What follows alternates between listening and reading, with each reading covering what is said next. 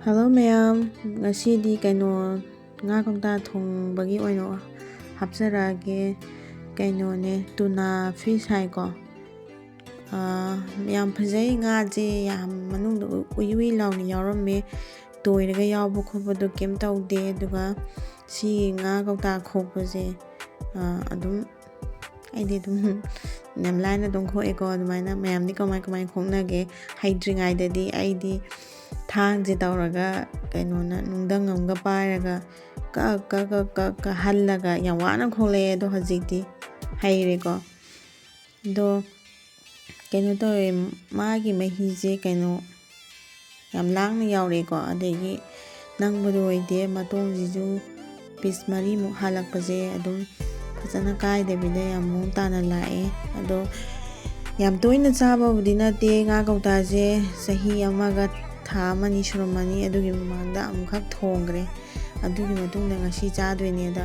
ngasai akhoi saina kai jang thongdoino haibada aina nga kaota chajira nga kuire chadaba hai mana leiraga pisallame da aise thongage na loi ready tawre si leire ado asadaw khara haire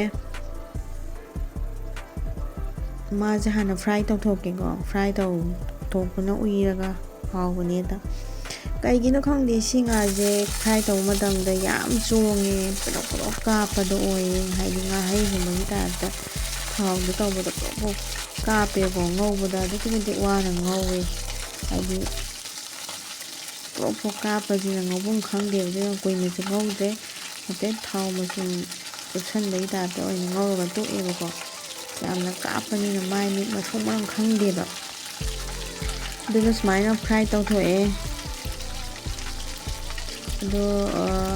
si bidina de ko ni kona re ko mi yam da banina ado khajana ngawre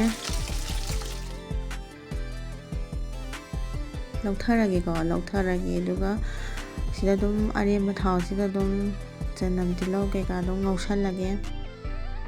kuina chadabagi haidi chaning biduni toije pakna chaba phaba hinjang dinate haidi mangoda hapiba pomdadanaba preservation tawnaba mayam ama hapiba mayam je isa manungda tingi doini aduna toina chabadi phatte aduna toina chajade ado aije tilau sunam ngawre ko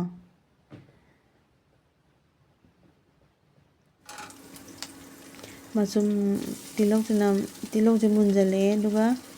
sing janam hapjale hinjang ma thong madamda aidi haidi singa janam ga yawdaba hainade bako haidi any kanghong ngawgra ama tawgra aduna dum hape tilau janam je dum hape ko ismaina ngawrasi ngawro matungda si munjalaga mai hapjala je bako mai dum kham matam khara ngawgi ado mafung khomjala je hena thuna mannaba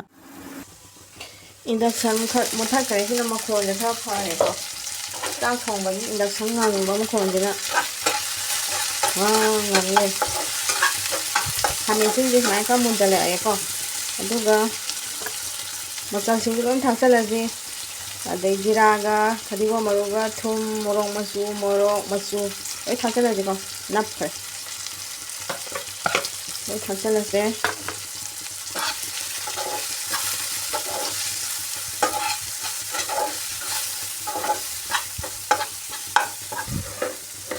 alu je munna ba dum hapjala je alu je samaro je hapjala lenga sai umro asoi bedo je hapjala ge ko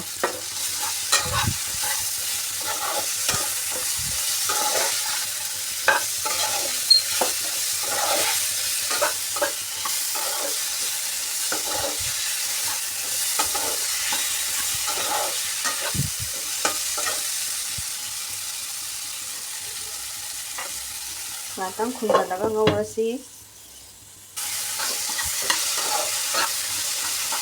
bari hore ko alu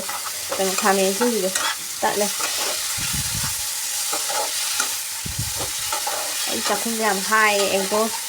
egos yaw da banina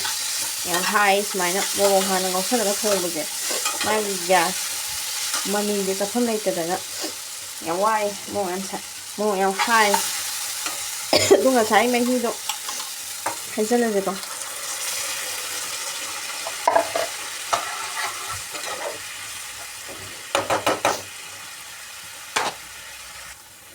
ꯃꯍꯤ ꯈꯔ ꯑꯣꯛꯀꯗꯕ ꯆꯥꯡꯗ ꯍꯥꯞꯄꯁꯤ꯫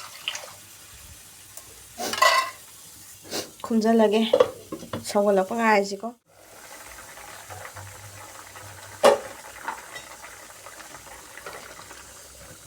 ꯐꯖꯅ ꯁꯧꯔꯦꯀꯣ ꯃꯌꯥꯝ꯫ ꯐꯖꯅ ꯁꯧꯔꯦ ꯑꯗꯣ ꯑꯂꯨꯗꯤ moon ꯐꯥꯠꯇ꯭ꯔꯤ꯫ ꯑꯗꯨꯅ ꯂꯩꯊꯔꯒ ꯇꯞꯅ ꯁꯧꯍꯜꯂꯒꯦ꯫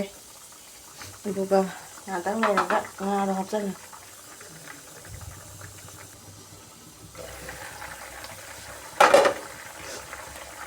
ꯉꯥꯗꯣ ꯍꯥꯞꯆꯤꯜꯂꯒꯦꯀꯣ꯫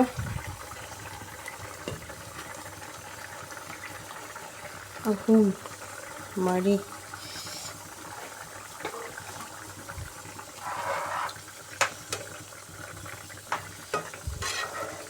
ꯉꯥ ꯀꯧꯇꯥ ꯊꯣꯡꯕꯁꯦ ꯆꯥꯗꯕ ꯆꯍꯤ ꯑꯃꯃꯨꯛ ꯍꯦꯜꯂꯛꯑꯃꯅꯤ ꯀꯨꯏꯔꯦ ꯆꯥꯗꯕ ꯇꯣꯏꯅ ꯆꯥꯔꯗꯤ ꯐꯕ ꯅꯠꯇꯦꯗꯅ ꯃꯅꯨꯡ ꯀꯧꯇꯥ ꯃꯅꯨꯡꯁꯤꯗ ꯃꯥꯒꯤ ꯄꯨꯝꯊꯗꯅꯕ ꯍꯥꯞꯄꯤꯕ ꯇꯧꯔꯤ ꯃꯌꯥꯝꯁꯦ ꯄꯨꯔꯥ ꯑꯗꯨꯅ ꯉꯁꯤ ꯆꯍꯤ ꯑꯃ ꯈꯔꯗꯤ ꯍꯦꯜꯂꯝꯃꯅꯤ ꯆꯥꯗꯕ꯫ ꯇꯞꯅ ꯁꯧꯍꯜꯂꯒꯦꯀꯣ꯫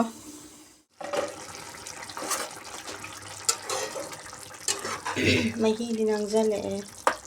ꯑꯂꯨꯁꯨ ꯃꯨꯜꯂꯦ ꯑꯂꯨꯁꯤ ꯈꯥꯕꯩꯅ ꯑꯝꯇ ꯅꯝꯃꯒ ꯊꯨꯒꯥꯏꯈꯤ꯫